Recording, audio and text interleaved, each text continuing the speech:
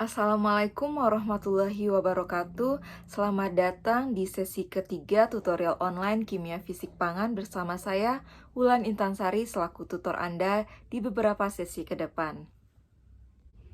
Untuk memudahkan Anda mencapai kemampuan-kemampuan dalam modul kali ini, materi dalam modul 3 akan disajikan dalam 3 kegiatan belajar, yaitu larutan, sifat koligatif larutan, dan kinetika reaksi.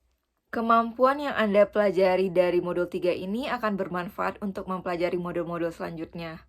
Sekian dari saya. Jika terdapat kesalahan, saya mohon maaf. Jika ada yang ingin ditanyakan, silakan hubungi saya lewat email ataupun e-message pada e-learning. Selamat belajar. Wassalamualaikum warahmatullahi wabarakatuh.